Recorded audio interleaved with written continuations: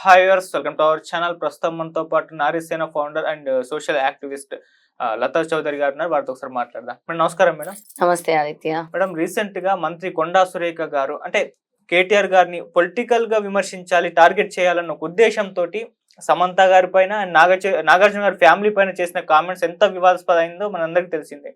So ఇప్పుడు cinema industry అంతా కూడా మీకు వ్యతిరేకంగా మారడం, నాగార్జున గారు కూడా లీగల్ గా కంప్లీట్ చేయడం, పరువు నష్ట దావా వేయడం కూడా చూస్తున్నాం. మరి కొండా సురేఖ గారి వ్యాఖ్యల్ని మీరు ఏ విధంగా చూస్తారు మేడం?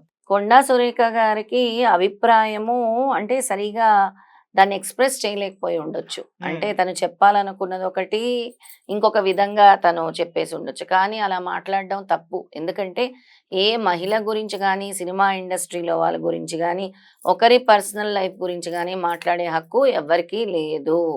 ఎవరి జీవితాల గురించి ఎవరికీ మాట్లాడే హక్కు లేదు.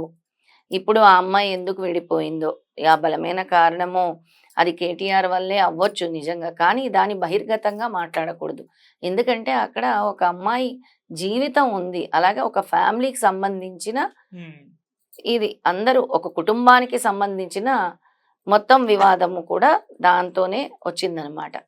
అందుకే ఎప్పుడైనా మనం మాట్లాడేటప్పుడు ఒకవేళ అది నిజంగా జరిగింది, ఆ పార్టీ ఈ పార్టీ రాజకీయాల్లో ఒకరి మీద ఒకరు మాట్లాడుకుంటూనే ఉంటారు. కానీ దీనివల్ల బలిపశువులు అయ్యేది ఎవరు అనంటే సామాన్యులు, మధ్యలో ఉండేవాళ్ళు.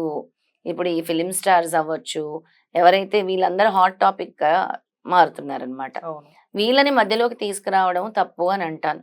ఎందుకంటే వాళ్ళ వ్యక్తిగత జీవితాన్ని తెరపైకి తీసుకొచ్చి మాట్లాడటం అనేది చాలా చాలా తప్పు. ఇది ఒక నారీసేన ఫౌండర్ గా చెప్తున్నాను. ఎవరు పర్సనల్ జీవితం అయినా కూడా తెరకెక్కించకూడదు. ఇప్పుడు ప్రతి ఒక్కరి జీవితంలో కూడా ఏదో ఒకటి ఉంటుంది. ఎంత బజార్ అయిపోయిందంటే నిజంగా ఇప్పుడు సోషల్ మీడియా కానీ ఏది కానీ ఒకరి పర్సనల్ లైఫ్ కి వాళ్ళకి ఏంటి ఒక ప్రైవసీ అనేది లేకుండా పోతుంది.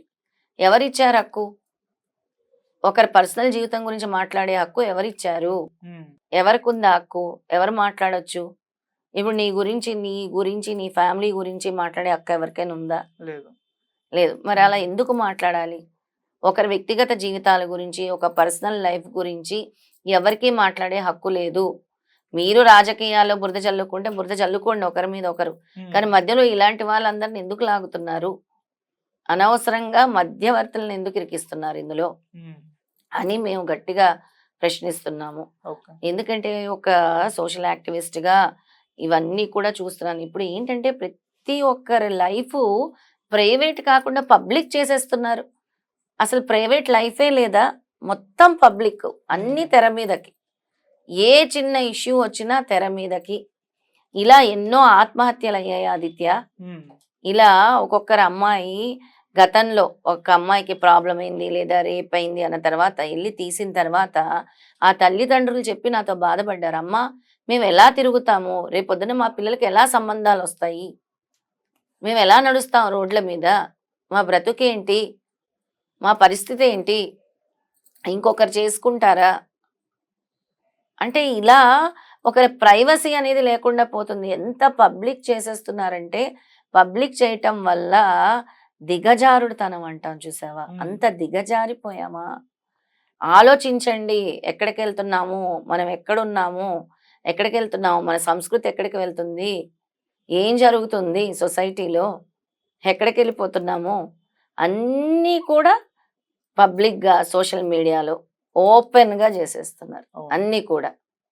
ఎంతమంది ఆడపిల్లల జీవితాలు సర్వనాశనం అయిపోయాయి దీనివల్ల.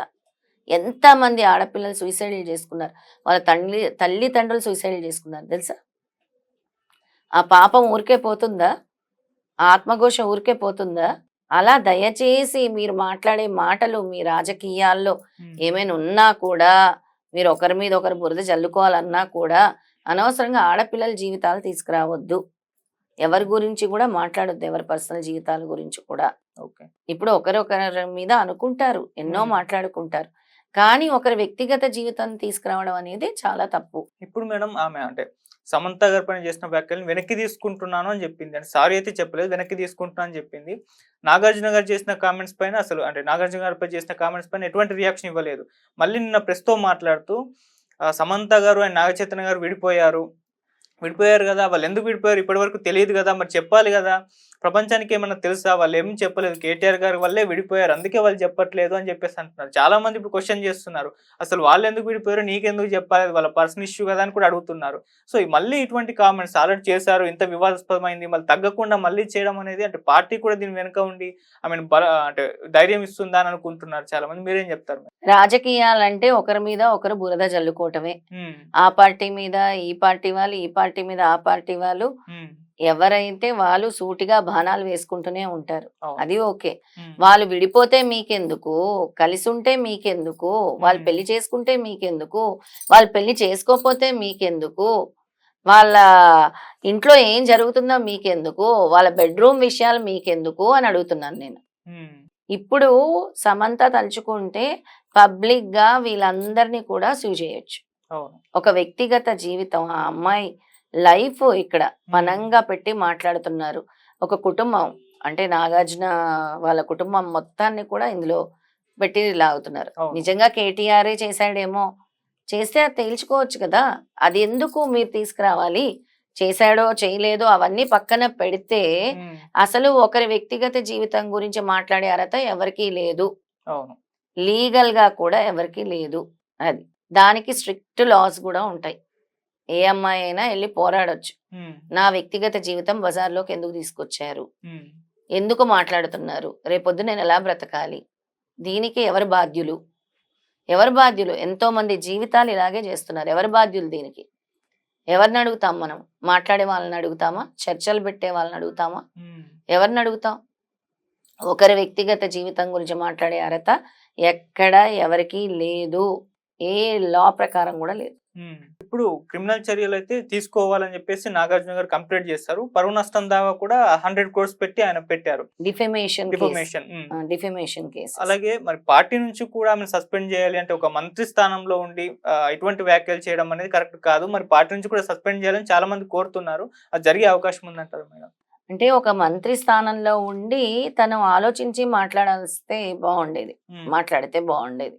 అంటే మనం ఏం మాట్లాడుతున్నాము, ఉమ్, అసలు ఇక్కడ సంఘటన ఏంటి, ఏ ఉమ్, సంఘటన గురించి మాట్లాడుతున్నాము, ఎవరి గురించి మాట్లాడుతున్నాము, కొంచెం అంటే ఎవరిని కూడా డైరెక్ట్ గా మనం వాళ్ళ వ్యక్తిగత జీవితాలని తీసుకురాకూడదు. ఉమ్, ఆలోచించి మాట్లాడుంటే బాగుండేది. కొండా సురేఖ గారు ఓకే. ఆవిడ వెనక్కి తీసుకుంటున్నాను అన్నారు.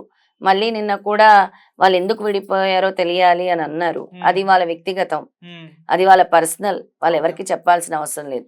ఇద్దరికి నచ్చితే కలిసి ఉంటారు, ఇద్దరికి నచ్చకపోతే విడిపోతారు. ఉమ్, అది కంప్లీట్ గా వాళ్ళ పర్సనల్, వాళ్ళ కుటుంబానికి సంబంధించింది, ఉమ్, ఆ ఇద్దరికి సంబంధించిన విషయం. అది ఓకే. అది మూడో వ్యక్తికి సంబంధమే లేదు, ఉమ్, తెలపాల్సిన అవసరం కూడా లేదు ఓకే. ఎందుకు విడిపోయారు అని. ఎన్నో ఉండొచ్చు అందులో. ఎందుకు విడిపోయారంటే ఎన్నో కారణాలు ఉండొచ్చు. అవును. ఆ కారణాలు అనవసరం. వాళ్ళిద్దరికీ నచ్చలేదు. సమంత చాలా క్లియర్ గా చెప్పింది, మా ఇద్దరము మేము కూర్చొని మేం డిసైడ్ అయ్యి మాట్లాడుకొని విడిపోయాము, ఉమ్, ఇందులో ఎవరి ప్రమేయం లేదు అని చాలా స్పష్టంగా ట్వీట్ చేసింది కదా. అవును. ఆ, మరి ఉమ్, అయినా కూడా ఇక్కడ ఏంటి అంటే రాజకీయాలు ఎలా ఉంటాయి అంటే ఉమ్, ఎవరో ఒకరు బలిపశువు అవ్వక తప్పదు ఉమ్, వీళ్ళ రాజకీయాల కోసం. అది రాజకీయ ధోరణి అలాగ అయిపోయింది ఇప్పుడు.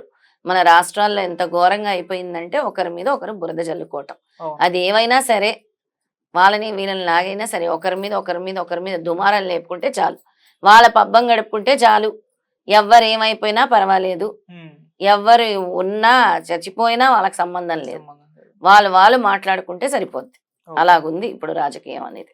సురేఖ గారు మాట పైన అంటే వెనక్కి తీసుకుంటున్నాను సమంత గారు పైన చేసిన వ్యాఖ్యలు అని అన్నారు కదా, ఉమ్. దానికి పార్టీ చీఫ్ పిసిసి చీఫ్ ఆయన మాట్లాడుతూ ఇక ఆమె వెనక్కి తీసుకున్నారు, మీరేం రాద్ధాంతం చేయకండి, ఇక్కడితో ఈ ఇష్యూను వదిలేయండి అని చెప్పేసి అన్నారు. ఇప్పుడు చాలా మందికి వచ్చే డౌట్ ఏంటంటే ఈ విధంగా ఎవరి మీద కామెంట్స్ చేసేద్దాం, ఆ తర్వాత సారీ చెప్పేసి వెనక్కి తీసేసుకుందాం అయిపోతుంది అని చెప్పేసి కూడా అనుకుంటున్నారు. మరి ఇది కరెక్ట్ అంటారా మేడం? ఎటువంటి యాక్షన్ తీసుకోకుండా ఈ విధంగా లేదు, అది రాద్ధాంతం కరెక్ట్ చేయడం? కాదు. క్షమాపణ చెప్పాలి. ఉమ్, ఎవరికైనా సరే క్షమాపణ చెప్పాలి. ఏ విధంగా అయితే అందరి ముందు మాట్లాడామో, ఉమ్, ఏ విధంగా అందరి ముందు ఒక వ్యక్తి గురించి మాట్లాడారో, ఆ వ్యక్తికి అందరి ముందు అంటే ఒక కుటుంబం గురించి కానీ, ఒకరి పర్సనల్ లైఫ్ గురించి కానీ మాట్లాడినప్పుడు క్షమాపణ అనేది తెలియచేయాలి.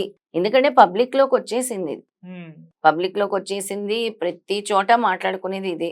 ఉమ్, అంటే ఒక మంత్రి స్థాయిలో ఉండి ఒక స్త్రీ గురించి గాని, ఒక కుటుంబం గురించి గాని మనం మాట్లాడేటప్పుడు ఆచితూచి ఏం మాట్లాడుతున్నామో ఆలోచించి మాట్లాడాలి. మేడం ఇప్పుడు నాగార్జున గారు అయితే కేసేశారు కదా, కాంగ్రెస్ వాళ్ళు ఇటు నాగార్జున గారి పైన కేసేస్తారు. అటు చెరువుని కబ్జా చేసి కన్వెన్షన్ కట్టారు, దీని మీద క్రిమినల్ చర్యలు తీసుకోవాలని చెప్పేసి.